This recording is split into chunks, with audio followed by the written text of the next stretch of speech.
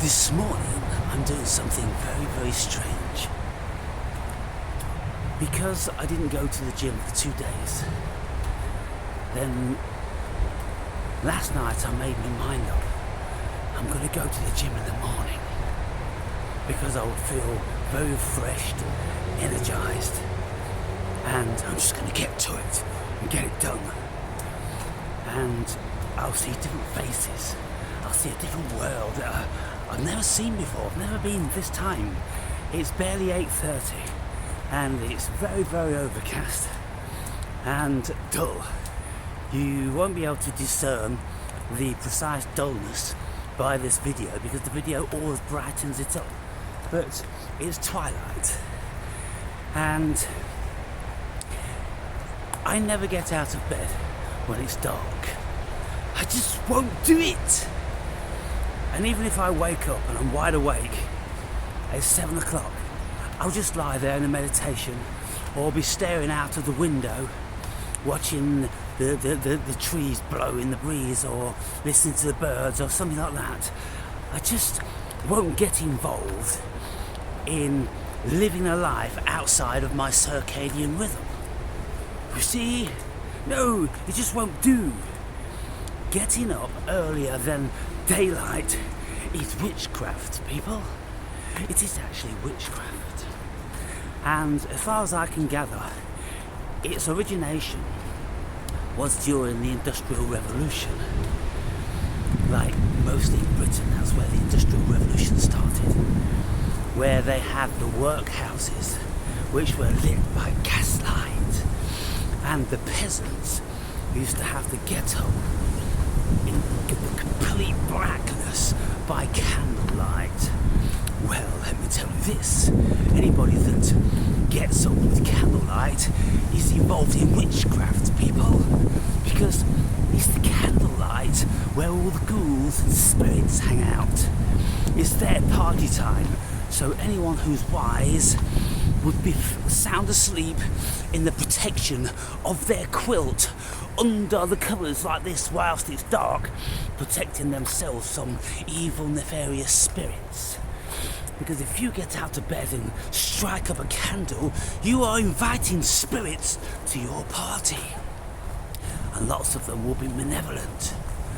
And then when you have to leave the house and you carry a kerosene lantern down the very, very dangerous foggy streets of London during the Industrial Revolution, and you get to your workhouse where you'll work 16 hours, you'll work right through the day and into the night, and so you'll come back in the night. Witchcraft, people, witchcraft, I'm telling you. So there's something very, very beneficial about waking up with your natural circadian rhythm. Now, I get up at first light, and I get up at first light throughout the whole of the year. Even in the summertime, in the height of the summer, when it's light at 4 a.m, I am bright-eyed and bushy-tailed. And it doesn't matter. I could have gone to bed at midnight, but 4 hours sleep seems to do it. But then I'll have a siesta mid-afternoon while listening to some 432 Hertz meditation music. But when I was living in Ghana, in Western Africa, within the Tropic of Cancer and Tropic of Capricorn, you have 12-hour days because the Earth isn't affected by the seasonal tilt, you see. So you've got the sun shining between the Tropic of Cancer and the Tropic of Capricorn equal throughout the whole year. So you get 12 hours of light and 12 hours of darkness. And because most of Africa don't have the facility of electric light in the ghettos, then the ghettos are completely black and silent. And so I lived right on the edge of the ghetto. And when it came to 6 p.m, it would almost be deathly silent unless there was some sort of a festival going on where they'd be banging the war drums and doing all that sort of shit. But mostly it'd just be a quiet affair until 6 a.m. when they all started to get up and, you know, be very industrious, doing whatever they're doing, you know, going to the market and, you know, walking around with bowls on their heads, selling boiled eggs, or all that different sort of stuff, you know. Everyone's an entrepreneur.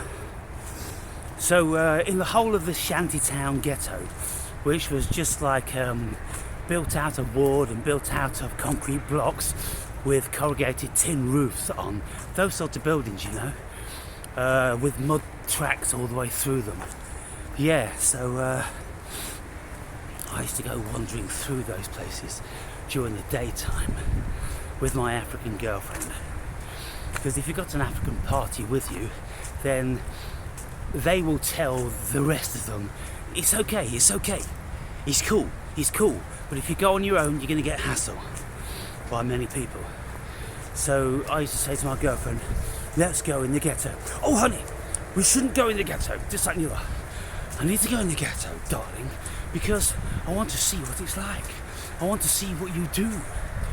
So anyway, we'd go in the ghetto, and then we'd sit down and we'd eat something from one of the mamas cooking up the rice and the plantain and the goat soup or spicy sauce, and we'd eat that, and it was a real cultural experience. And I used to eat with the locals as much as possible.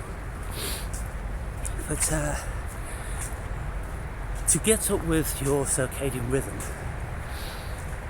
when the sun rises is a beautiful thing. That's when your body rises naturally. No animals do that unless they're nocturnal. You know, like the squirrels. The squirrels don't even show their faces until it's dusk, and then they'll just stick their heads out of their homes, and they'll have a scratch and a yawn, but then they'll go back in until it's light. And then, even one whole hour since the sun's been up, they'll still be in their homes, and they won't start venturing out to forage until it's very light. Now, this has obviously got something to do with the fact that in the twilight or dusk, maybe their eyes isn't so great like ours, and they'll be vulnerable to predators. But also, they can't find the food to forage on, so what's the point? So, anyway, I'm going to the gym, going to do my thing, see different faces, have a different experience, turn my day inverted. Whereas normally I'd go to the gym about 3 in the afternoon, and I'd be reading at this time now and feeding my family, but doing it all different, people. But yeah, you know, not to be too demeaning and derogatory and silly really, but people who have to get up at an unearthly hour when it is dark, it isn't pleasant, is it? It's not very pleasant at all. Fortunately, these days we have electricity and there's lights all around, but you just feel weird. It's like the day's not begun. And so why are you up? Why are you doing this? Why are you commuting? Why are you sitting on the train, bus or in your car when it's fucking dark? That's an abomination. And so, in my estimation, that's slavery, people. Of course it's slavery, because under normal circumstances you wouldn't do that. You'd wake up at daybreak and you go, oh, you'd have a little bit of a stretch and a yawn. You'd lie there contemplating, you know, in the beautiful tranquility of your mind, and then you get out of bed and leisurely make yourself a drink and maybe something to eat, and then you think about going to work. And you know, this is how the Africans live. They will never, ever, ever keep to any time schedule. They don't know anything about that. They don't respect it. And if you arrange, like, to meet anyone, it could even be a lawyer. Invariably, even lawyers, they don't give any real credence to timekeeping. And if you've been waiting for a lawyer, say like half an hour, like very often I was, they just come. And they don't even apologise because it's not expected. that they're going to be on time. The only thing they say, if you're ever going to meet anyone, they say, I'm coming. If you say, hey, come and meet me here, there and everywhere, they'll say, I'm coming. But, what I learned after time was I'm coming just means that they have the intention to come at some stage, but it doesn't mean they're coming immediately. So it can be several hours later. And then you say to them, you said you was coming. Oh, boss, please, I was coming. And that's all they say. And of course, revving up on the past, they'll call you boss. Boss, oh please. Oh, sorry boss. All this sort of stuff. So anyway, walking in twilight, just going to do my workout. Body's not going to be used to that. Haven't done that shit in years. These days, I like the body to wake up and make sure I'm fully ready. Ah, boy. So, how do you guys feel about getting up in the dark? Some of you probably like, I'm used to it now, I've been doing it all my life. Yeah, but it doesn't make it any more pleasant, does it? I mean, when you have a weekend and you don't have to do that, then don't you think that's much more blissful? Don't you think that's much more conducive to healthy living? Because if you're breaking your natural circadian rhythm with the abomination of an alarm clock, whereby you're shocked out of deep sleep, that's bad for your health, people. That's bad for your psyche, it's bad for your health, it's bad for your life. And if you've been doing that all of your life, then I don't know, no wonder that you're not feeling very well, really. Stressed, depressed, all the lust has gone out of your life and all that sort of thing. You're getting up, you're still asleep, and you go into the bathroom and you do whatever you do, and then you drink whatever you drink, and even when you get in the car you're still fucking mostly asleep. Because the body doesn't want it. And it's all part of the slavery. When I was in prison, they get you up at 4 a.m. Breakfast is at 4 a.m. So, of course, you're being woken up in the middle of the night. The electric doors start to churn, and the whole of the doors on the wing open up and then slam into position. And then the hatch opens and you have to get up out of bed and you go over and you stand in the queue and everyone's just like that, just fucking standing with their eyes closed, all the face puffy, and then they grab the fucking tray and then they walk, with their eyes fucking closed back into the cell. And they put the fucking tray down, get back into bed. And when I was first there, I said to my cellmate, I said, why the fuck do they get you up for breakfast at 4 a.m? He said, I don't know. But then with a little bit of contemplation, I realised, well, because fucking prison. They do shit just to fuck you up. It's not supposed to be pleasant. You're not supposed to lie there, slowly waking up, feeling wonderful. The sun's coming in your little fucking slit of a window. And then, you get up and maybe have a wash or you do whatever you do. But no, they shock you into getting the fuck out of bed to get your breakfast. And if you don't get out of bed and go to the hatch, then they don't give you the breakfast because they tick off who's had breakfast. And they monitor everything, and so if you don't get up to go for your breakfast, they're not giving 2 trays to anyone so your cellmate can take it back for you. No, you got to get up yourself and you got to get your fucking breakfast. And so lots of people don't do it because they're not morning people. They can't get up, they can't just wake up at that sort of time, and spring into action. When that was when I was in a county jail. When I was in the prison, you actually get up from the wing. You don't have a separate cell. You've got a whole fucking warehouse with little bunks, and so you have to cross the yard to where the canteen is in the bitter winter. And of course, if you've got 1,000 men on that wing, then you're going to have at least 500 people queuing up for the chow.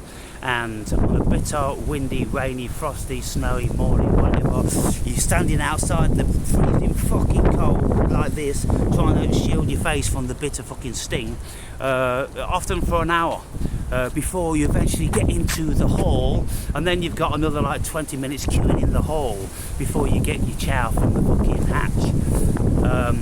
Yes, people, 4 a.m. breakfast. But in the prison, it was easier because they gave an allocation between 4 and 6 a.m. because they had a lot of inmates to feed. You couldn't do it in an hour, so there's a 2-hour allocation, so you could actually get up at like 5:45, but it's still, when it's fucking dark, during the winter time and freezing cold, but usually then the queue wasn't so long. But I stood in this chow queue 2 times a day for a whole fucking 6 months, and I was just counting the days, and I remember when I had 190 days, and then I had 189 days, and then I had 188 days, and literally counted every fucking day, and then it got down to 100 days. Wow, that was a good one, that's a transition, everything's below 3 figures now. Then it went down to 99, and then of course I found myself in the last week, and it was kind of like, wow, I'm fucking gonna get this, see the back of this fucking hellhole, and all these fucking, Mexican trash, drug dealing, cartel trash, most of them. A few good guys there, not within the Mexicans, by the way, but with the black people and the white people. And so, counting down those days and grabbing your chow and sitting down on the fucking stainless steel tables with strangers mostly, eating like animals. And you're not allowed to sit down with other races. That's how American prisons were. They're changing it a little bit now, very, very tentatively changing it. But the Mexicans sit with the Mexicans, the blacks sit with the black, the whites sit with the whites, and if there's any other creed, then they sit on their own. And if you do actually go and sit with them, they're going to tell you can't be fucking sitting with us, boy. And someone will always come up to you, threatening you, but don't be doing that again. In most prisons, you get your fucking head stamped on because you did that. And so it's very, very barbaric and stupid. Even though, you could have friends like I did with lots of the black guys. They wouldn't dream coming to sit with you and you going to sit with them, but you could sit with each other in the actual dorm, or you could sit and chat with each other outside, and you could high five and you could hug and you could have a laugh and all that, but you couldn't sit down to chow because that's the law. Oh my goodness, fucking, we're still in the dark ages, America, with all this racism shit. That's even in the prisons, people. Can you imagine?